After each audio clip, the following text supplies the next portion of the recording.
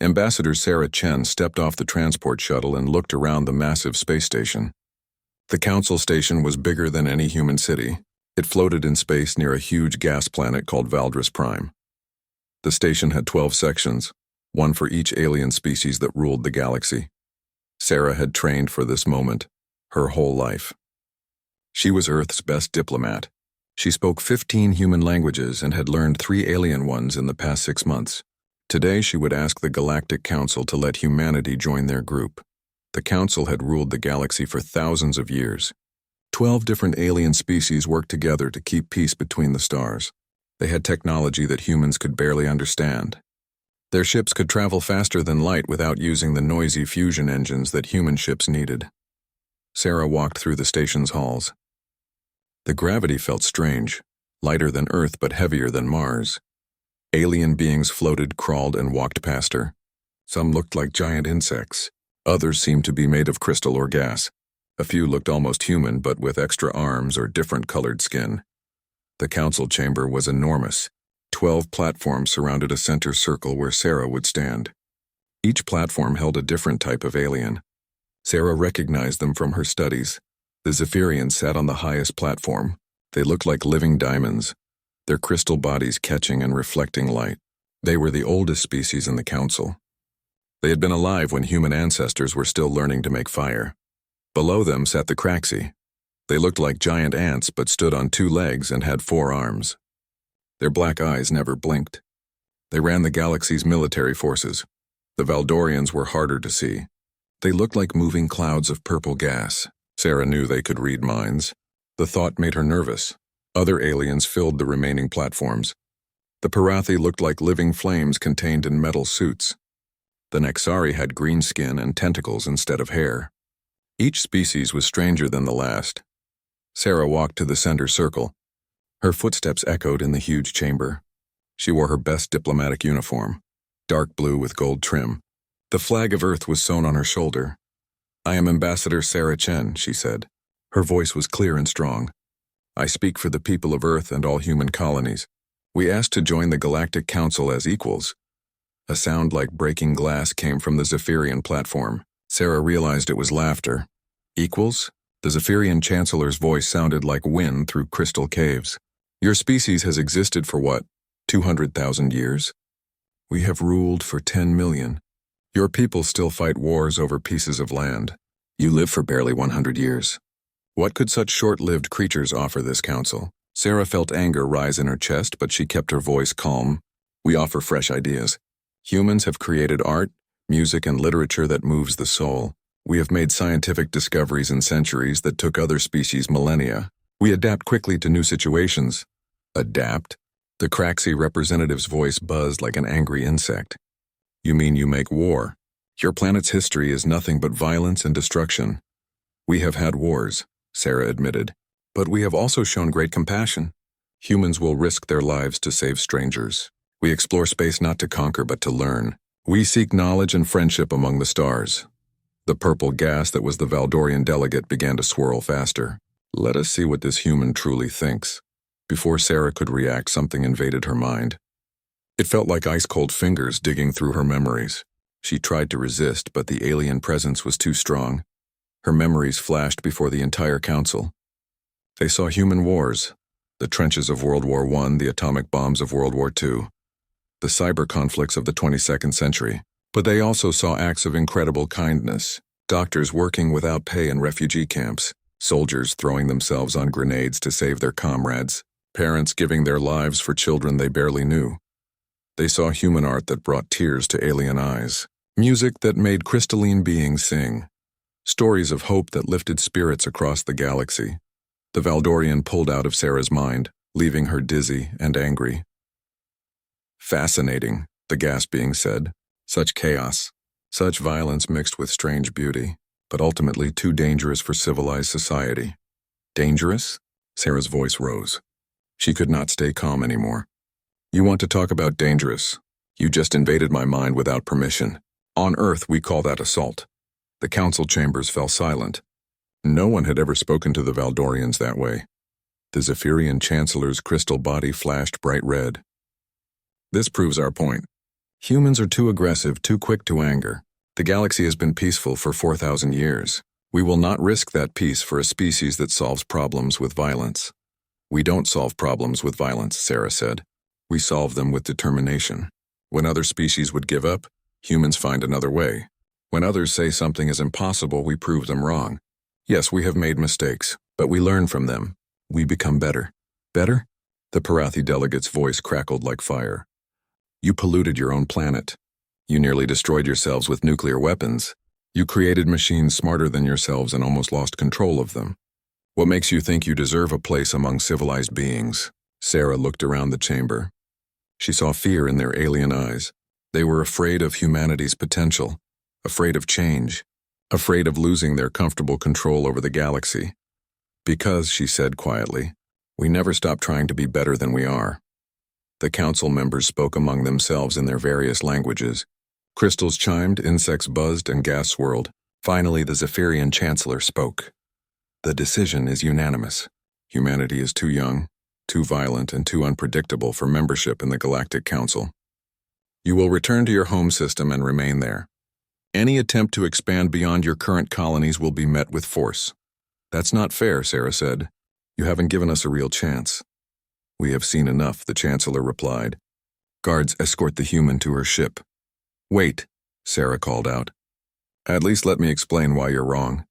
Give me 5 more minutes to the Parathi delegate rose from his platform. His metal suit contained a small star, and now that star began to burn brighter. The council has spoken. This audience is over. No, please. Sarah reached out her hand toward the platforms. The Parathi unleashed a beam of stellar fire. It struck Sarah in the chest and she screamed. The beam was pure energy from the heart of a sun. Her body began to burn from the inside out. Sarah fell to her knees. Her uniform caught fire. Her skin began to glow like molten metal. But even as she died, she kept trying to speak. We just wanted, she gasped. We just wanted to be friends. The fire consumed her completely. In seconds, nothing remained but ash and the echo of her words. The Parathi delegate turned to a camera that had been recording everything. Let this be a warning to all humans. The galaxy belongs to civilized species. Stay in your home system, or suffer the same fate as your diplomat. The transmission was sent directly to Earth. Billions of humans watched their greatest diplomat burn for the crime of asking to join the galactic community. On Luna Station, Admiral Marcus Kane watched the broadcast with cold eyes. Behind him, holographic displays showed the positions of humanity's newest warships. They were still being built in secret shipyards throughout the solar system. Kane's hands clenched into fists as Sarah Chen's scream echoed through the command center. Around him, his officers stood in shocked silence. Sir, his aide whispered. What are your orders? Kane stared at the empty space where Sarah had stood just moments before. She had been his friend for 20 years. She had been humanity's brightest hope for peace. Send a message to all fleet commanders, Kane said quietly. Tell them Ambassador Chen is dead. Tell them the council wants to see monsters. His voice grew harder. Let's show them what monsters really look like. The transmission ended, but Sarah Chen's words seemed to hang in the air. We just wanted to be friends.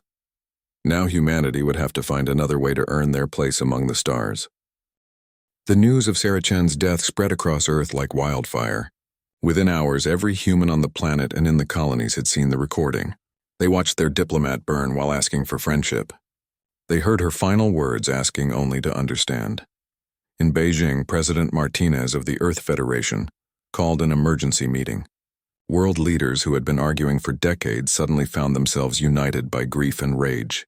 The African Union, the European Federation, the American Alliance, and the Pacific Confederation all agreed on one thing.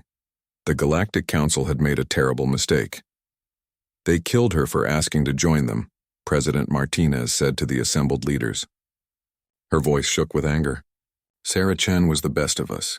She spoke 7 human languages fluently and learned 3 alien ones. She spent her life building bridges between different peoples, and they burned her alive for offering friendship. The funeral was held in Geneva, at the United Nations Memorial. Sarah's parents flew in from California. Her brother came from the Mars colonies.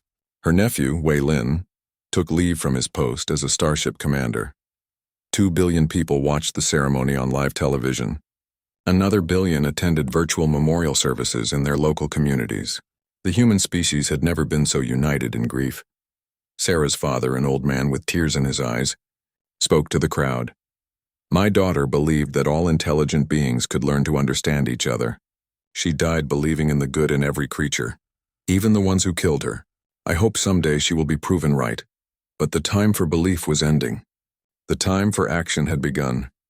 Deep beneath Cheyenne Mountain in North America, Admiral Marcus Kane gathered the most important military leaders on Earth. The war room was carved out of solid rock and shielded against all known forms of detection. On the walls, holographic displays showed star maps, ship positions, and intelligence reports from across human space. Kane had served in the military for 30 years. He had fought in the Martian Independence War and commanded the fleet that stopped the asteroid impact of 2387. He was known for being calm under pressure and careful in his planning. But today his officers could see the anger burning in his eyes. Ladies and gentlemen, Kane said to the assembled group, 3 days ago the Galactic Council murdered our diplomat. They broadcast her death as a warning to keep us in our place. They want us to stay in our home system like children locked in a room. General Okafor from the African Defense Force leaned forward. What do we know about their military capabilities? Kane nodded to Dr. Elizabeth Hoffman, who ran the secret Prometheus project. She had been studying alien technology since the first contact 6 months ago. The Council has superior technology, Dr. Hoffman said. Their ships are faster and more advanced than ours. But they have one major weakness. They have been at peace for 4,000 years. Their military tactics are old and predictable. They expect enemies to follow rules. She activated a hologram showing the 12 Council species. The Zephyrians are the leaders, but they are also the most conservative. They hate change and avoid risks. The Kraxi run the military, but they think like a hive mind. They cannot adapt when plans go wrong. What about their numbers? Asked Admiral Singh from the Indian Space Command. They have larger fleets, Dr. Hoffman admitted. But most of their ships are patrol vessels designed to stop smugglers and pirates. They have not fought a real war in millennia. Their crews are trained for police work, not battle. Kane walked to the central hologram table. It showed the entire galaxy with human space as a tiny dot in one corner. Direct military action against the Council would be suicide. We cannot win by fighting them head-on, but we do not need to. He pointed to several systems near the galactic edge. The Council rules through fear and habit. Most species obey them because they always have, not because they want to. There are 3 species that the Council keeps as protected protectorates. In reality, they are slaves. The hologram zoomed in on 3 different star systems. The Cathera mine heavy elements in dangerous radiation zones. They have been forced to do this work for 3,000 years. The Urathi are energy beings who power the Council's communication networks. The Hydronians process waste and clean up environmental disasters. General Okafor nodded slowly. You want to free the slaves? I want to show the galaxy what freedom looks like, Kane replied. The Council burned Sarah to send a message about staying in our place. Let's send our own message about what happens when you murder human diplomats. Dr. Hoffman activated another display. This one showed new human ship designs that had never been seen before. We have been working on these since first contact. The aliens think our technology is primitive because we use fusion drives and physical weapons. They do not know about our quantum entanglement experiments or our biotech research. The ships on the display looked different from normal human vessels. They were smaller and sleeker, with organic curves mixed with metallic surfaces. These are our new stealth ships, Dr. Hoffman explained. They can hide from most alien sensors. More importantly, they carry our new quantum weapons. While the aliens have been perfecting energy shields, we have been learning to bypass them completely. Kane smiled for the first time since Sarah's death. The Council thinks we are monsters because we have seen war and chosen peace. They think our violence makes us primitive. Let me show them what humans do when diplomacy fails. He turned to address the entire War Council. Operation Prometheus will launch in 72 hours.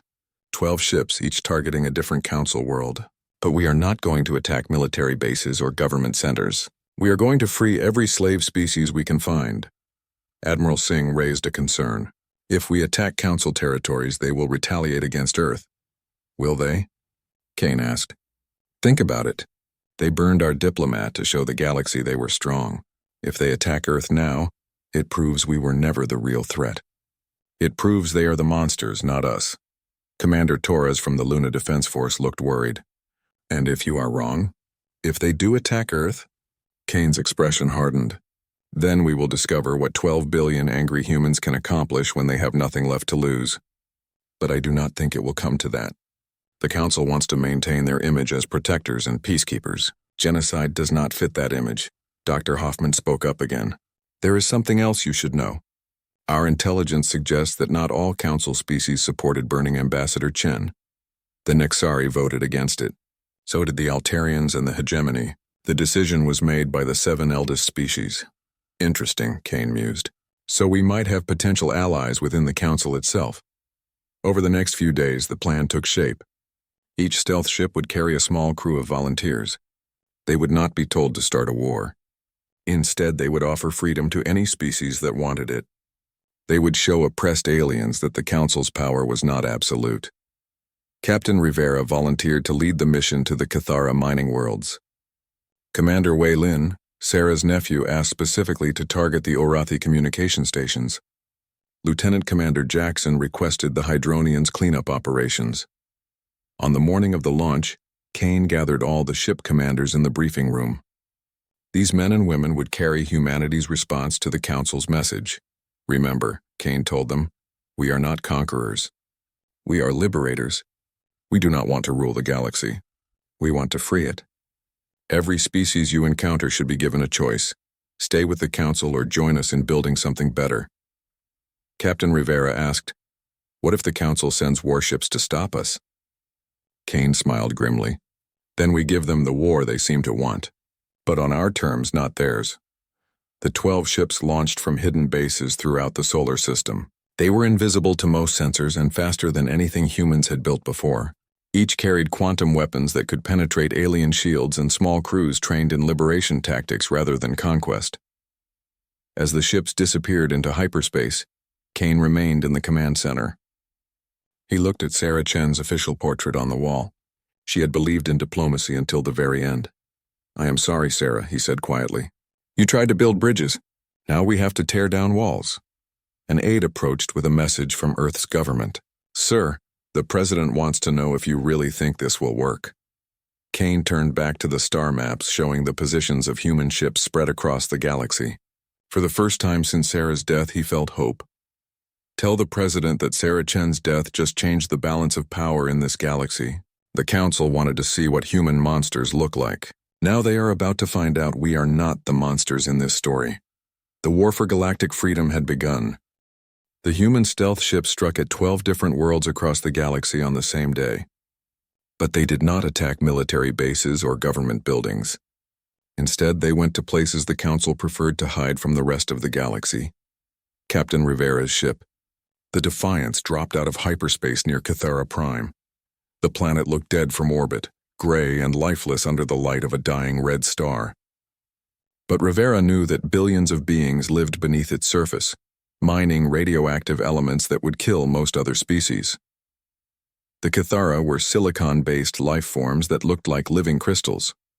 They had been beautiful once, according to the historical records. But 3,000 years of forced labor in radiation zones had worn them down. Their crystal bodies were now cracked and dull, their natural colors faded to gray. Rivera took a small team down to the planet's surface. They found the entrance to Mining Complex 7, one of hundreds of underground facilities. The tunnel stretched deep into the planet's core, where the most dangerous elements were found. The Cathara workers looked up in fear when the humans appeared. They had never seen aliens in their mining tunnels before, except for Council overseers who came to collect quotas. We are not here to hurt you, Rivera said, using the translation device that Dr. Hoffman's team had developed. We are humans from Earth. We have come to offer you freedom. The eldest Kithara in the group was called Sung Crystal of Ancient Memory. Her body was so cracked and worn that light barely passed through it. She spoke in a voice like wind through broken glass. Freedom is not possible, she said. We are bound to the Council by ancient contracts. We mine the elements that power their ships and stations. If we stop working, they will destroy our world. Rivera knelt down to speak at the crystal being's eye level. What if I told you that others are already choosing freedom? What if I showed you that the Council's power is not as strong as they pretend? She activated a holographic projector that showed Sarah Chen's final broadcast. The Kithara watched in silence as the human diplomat was burned alive for asking to join the galactic community. "This was our ambassador," Rivera explained. "She came in peace, asking only for friendship. The council murdered her to send a message. Now we send our own message. No one should live in slavery, no matter what contracts were signed by their ancestors." Sung Crystal of Ancient. Memory was quiet for a long moment. Then she asked, "What would happen to us if we stopped mining? We know no other way to live." "You would learn," Rivera said simply. "Humans will teach you. We will share our technology and our knowledge. You can choose what kind of life you want to build." Meanwhile, on the other side of the galaxy, Commander Wei Lin was approaching the Urathi communications station, orbiting a blue supergiant star.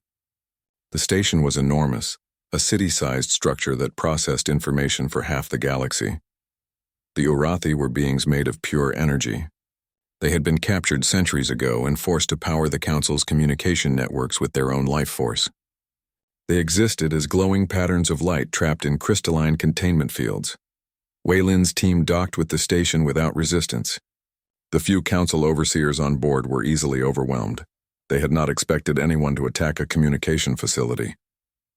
Wei Lin found the main processing chamber, where thousands of Urathi were connected to massive computers. They pulsed with different colors as data flowed through them. Most were too weak to do anything but process information. But one Urathi, stronger than the others, managed to communicate through the translation system. Its name was Song of Stars Long Forgotten. "Why have you come here?" the energy being asked. Its voice sounded like music played too slowly. Wei Lin showed the Urathi the recording of his aunt's death. "My family member was killed for asking to join the council. We are here to offer you something they would never give, a choice." "We remember choice," Song of Stars Long Forgotten replied sadly. "Once we sang between the stars and danced in the solar winds. We created art from pure energy and told stories with light itself. But that was 800 years ago, before the council decided we were more useful as living computers." Wei Lin began disconnecting the containment fields. "You can sing again. You can dance between stars again. We do not need you to power our machines. We have our own technology." As each Urathi was freed from its containment field, it began to glow brighter. Some changed colors rapidly like emotional fireworks. Others pulsed in complex patterns that Wei Lin realized were songs, music made of light itself. On Nereid Station, Lieutenant Commander Jackson found the Hydronians in an even worse situation. The aquatic beings had been forced to process the galaxy's toxic waste for 8 centuries. They lived in massive tanks filled with polluted water, filtering chemicals and radiation through their own bodies. The Hydronians looked like enormous jellyfish, but with intelligent eyes and graceful tentacles. They had once been explorers who sailed through space in living coral ships. Now they were living filters, slowly dying from the poisons they were forced to clean. Jackson did not need to fight anyone to free them. She simply opened the containment systems and let clean water flow into their tanks. For the first time in centuries, the Hydronians could see stars through transparent walls instead of polluted barriers. The eldest Hydronian, whose name translated to Deep Current Flowing Home, wept tears of pure joy when Jackson explained why the humans had come. "We had forgotten that other beings might care about our suffering," Deep Current said. "The council told us we were performing a vital service for galactic civilization. They made our slavery sound noble." "There's nothing noble about forcing someone to suffer for others' benefit," Jackson replied. "Every intelligent being deserves to choose their own path." News of the human liberation spread faster than the council could control it. The freed species began broadcasting their own messages across the galaxy. The Kithara sang crystal songs they had not performed in millennia. The Urathi created light shows that told the story of their freedom. The Hydronians composed water dances that spoke of hope returning to their hearts. Other species across the galaxy began to ask questions they had not dared to voice for centuries. If the mighty council could not protect their slave facilities from a handful of human ships, how strong were they really? If humans would risk war to free strangers, what kind of beings were they? In the council chambers on Valdris Prime, emergency sessions were called. The Zephyrian Chancellor's crystal body flashed angry red as reports came in from across the galaxy. "This is impossible," the Chancellor declared. "How did such primitive beings penetrate our security? How did they coordinate attacks on 12 different worlds simultaneously? The Craxi military commander buzzed frantically. Our sensors never detected their ships. Their weapons bypassed our shields completely. This technology should not exist. The Valdorian delegate, a swirling cloud of purple gas, seemed agitated. I read the human diplomat's mind before we executed her. I saw their capabilities. They should not have been able to develop such advanced systems so quickly. Unless, the Nexari representative said quietly, we underestimated them from the beginning. The Pirathi, who had killed Sarah Chen, crackled with angry fire. It does not matter how they did it. They have attacked Council territory and freed Council assets. This is an act of war. Is it? Asked the Altarian delegate. They did not attack our military. They did not destroy our property. They offered freedom to species we claimed to protect. If we call this an act of war, we admit that we were keeping slaves. The chamber fell silent. For 4,000 years, the Council had maintained power by claiming to protect weaker species. If they admitted to keeping slaves, their moral authority would collapse. The Zephyrian Chancellor finally spoke. Send a message to all Council fleets. Find these human ships and destroy them, but do it quietly. We cannot allow word to spread that our protection agreements are actually slavery contracts. But it was already too late. The freed species were broadcasting their stories across the galaxy. Images of crystal beings singing after millennia of silence spread through the communication networks. Video of energy beings dancing in space reached every inhabited world. Stories of aquatic beings seeing stars for the first time in centuries touched hearts across the galaxy. And on every broadcast, the freed beings said the same thing. The humans came not as conquerors but as liberators. They asked for nothing in return except the chance to be friends. Back on Earth, Admiral Kane watched the reports coming in from across the galaxy. The liberation missions had succeeded beyond his wildest expectations. But he knew this was only the beginning. Sir, his aide reported, we are receiving messages from 17 different species asking for our protection. They want to break their agreements with the Council. Kane smiled grimly. Tell them we do not offer protection. We offer partnership.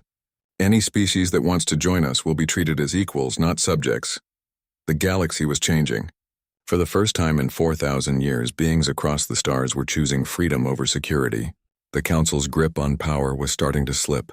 And somewhere in the cold depths of space, Sarah Chen's words echoed in the minds of every being who had seen her die. We just wanted to be friends. Now, friendship was becoming a revolution. The galaxy was burning with revolution, and the Galactic Council was losing control for the first time in 4,000 years. The liberation of 3 slave species had sparked something the Council had never faced before: hope. 17 species sent secret messages to Earth, asking for protection from Council retaliation.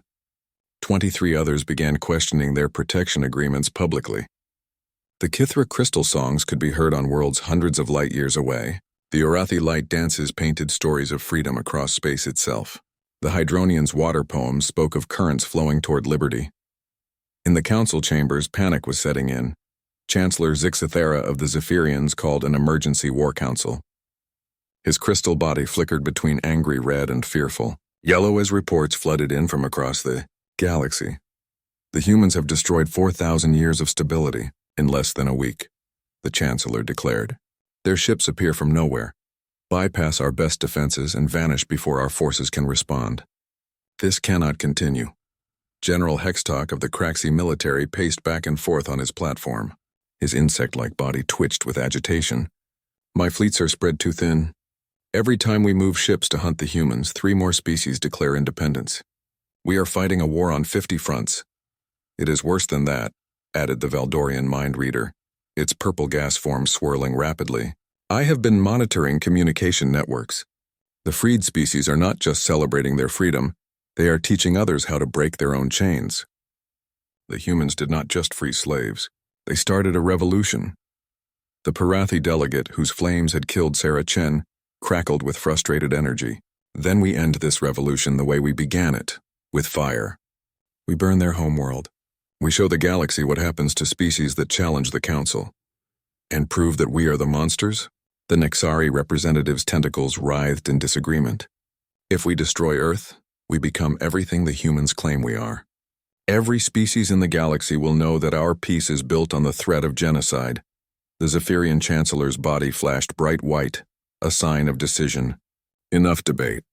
We will assemble the Grand Fleet, 300 ships from all 12 Council species.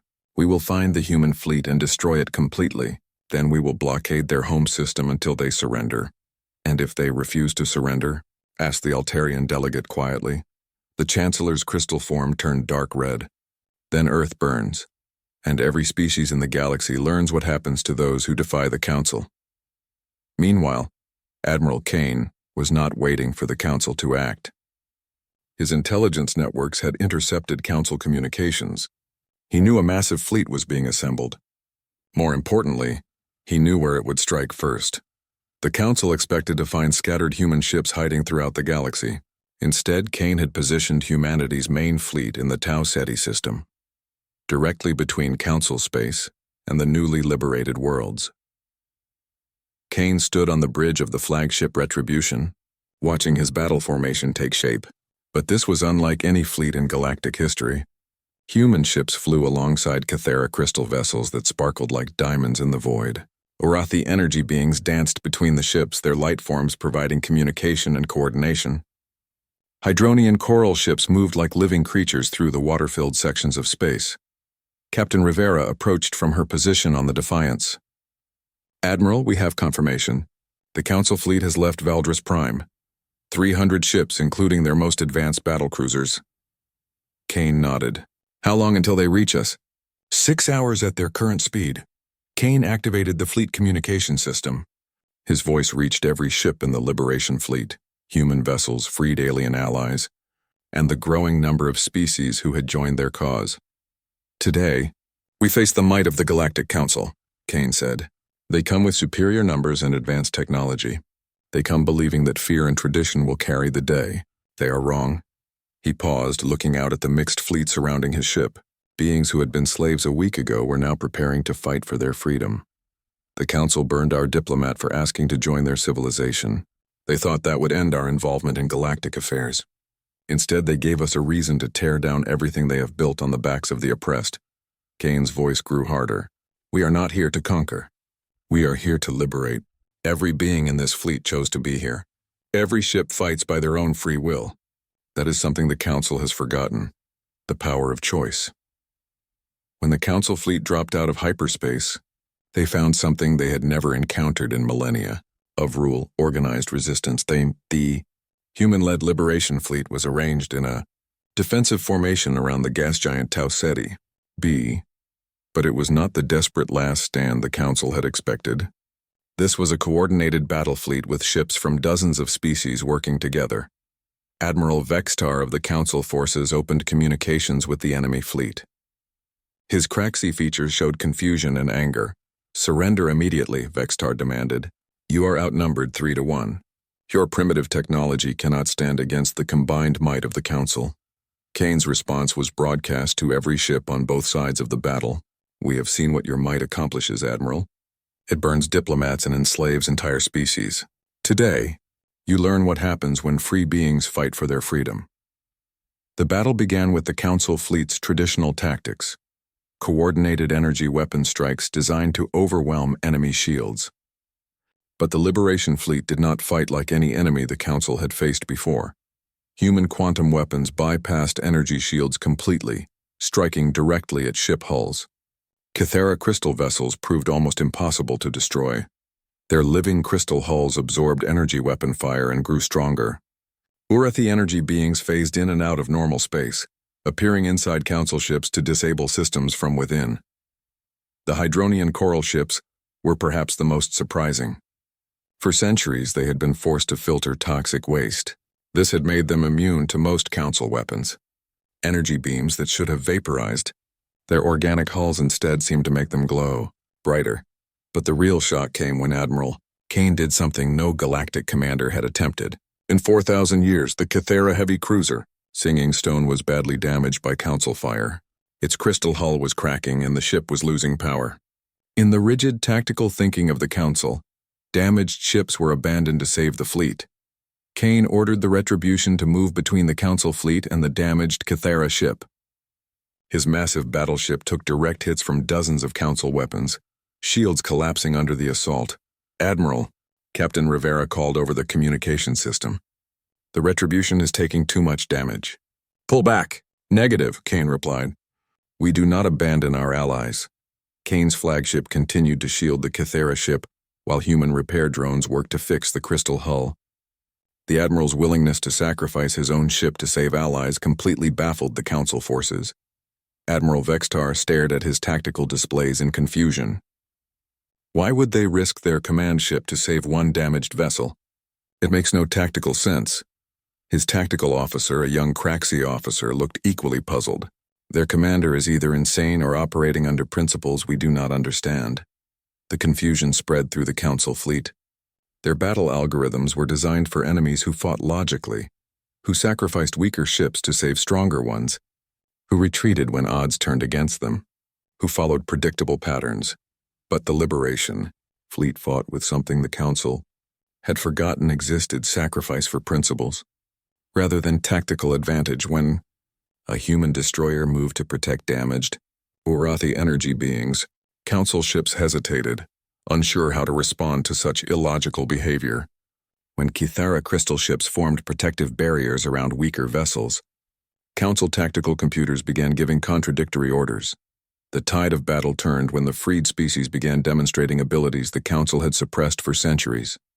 Urathi beings, no longer forced to power communication systems, channeled their energy into weapons that disrupted Council electronics. Kythera ships, free to use their natural crystal resonance, began singing harmony patterns that overloaded Council energy shields.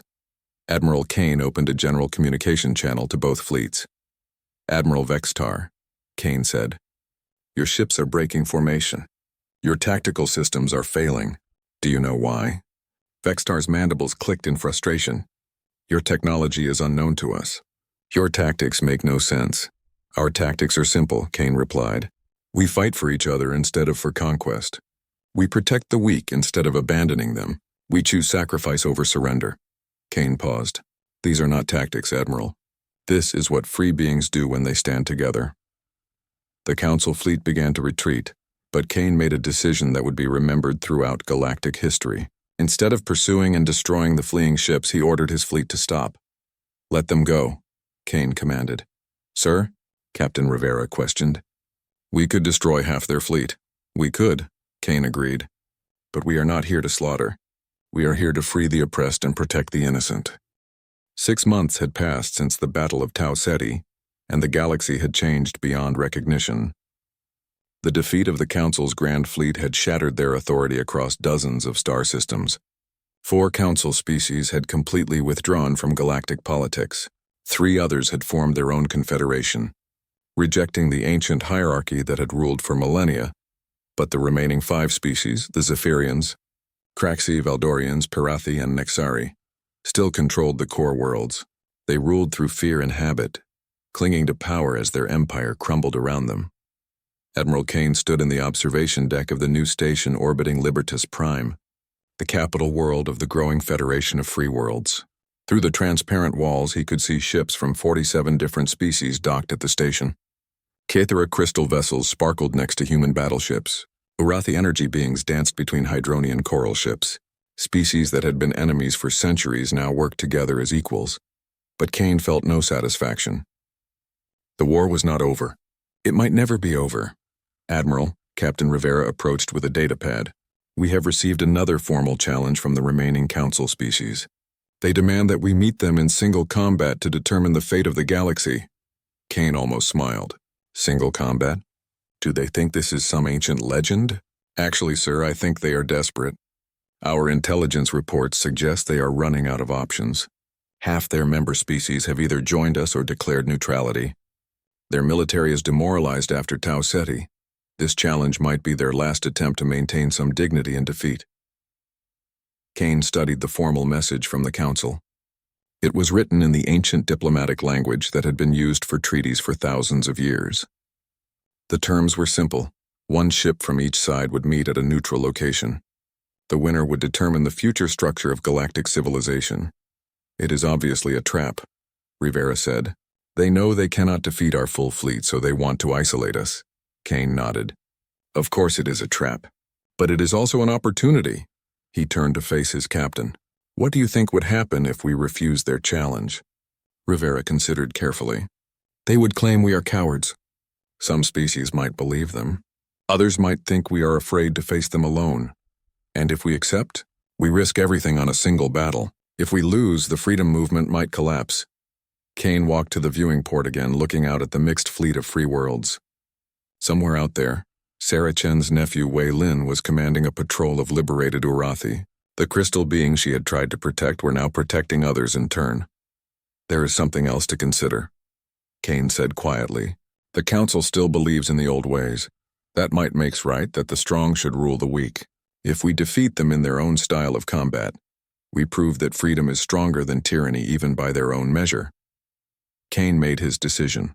Send a reply to the Council. We accept their challenge. One ship winner takes all. But Kane had no intention of fighting fair.